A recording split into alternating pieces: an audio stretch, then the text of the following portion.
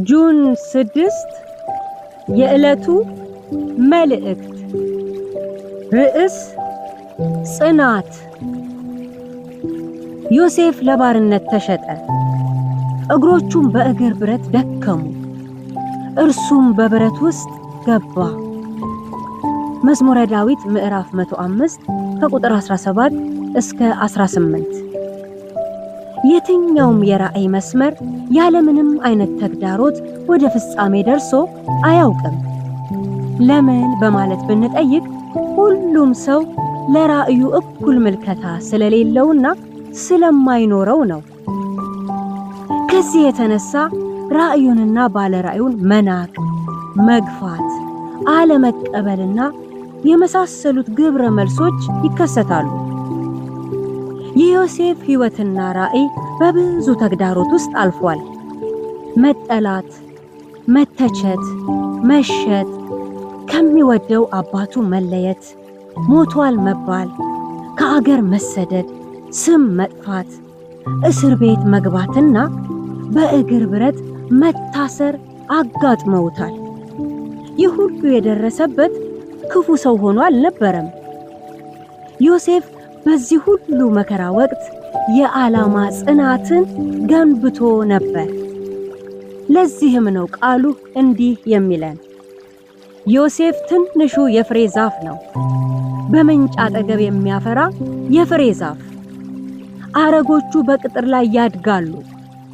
ቀስተኞች አስቸገሩት፣ ነደፉትም፣ ተቃወሙትም። ነገር ግን ቀስቱ እንደ ጸና ቀረ።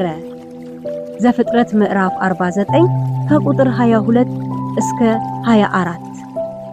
አስቸገሩት፣ ነደፉት፣ ተቃወሙት የሚሉት ቃላት ውስጣቸው የተሞሉት የክፋት ሴራ እጅግ ከባድ ነበር። ነገር ግን ቀስቱ እንደ ጸና ቀረ የሚለው ደግሞ የዓላማ ጽናትን አመላካች ነው።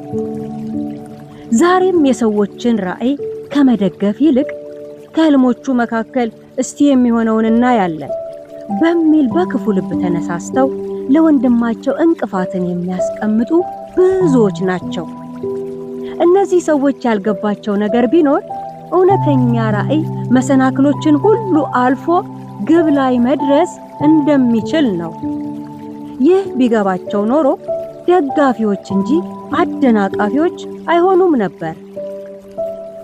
በዛሬው የጽሞና መልእክት 2 ጥያቄዎችን ላንሳ።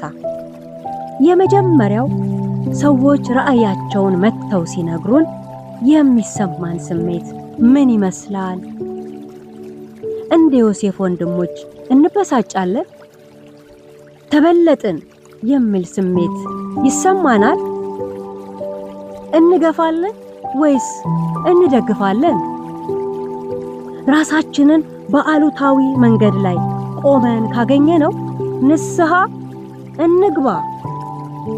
ሁለተኛው እግዚአብሔር የሰጠንን ራእይ ፍጻሜ ላይ እንዳይደርስ የክፋታቸውን ጥግ በእኛና በተቀበልነው ራእይ ላይ ሰዎች ሲሰነዝሩ ምን ነው ይህ ሁሉ ከሚደርስብኝ አርፌ ብቀመጥ አይሻለኝምን? በማለት ተስፋ ቆርጠን ልባችን ተሰብሮ ራእያችንን ጥለን ይሆን?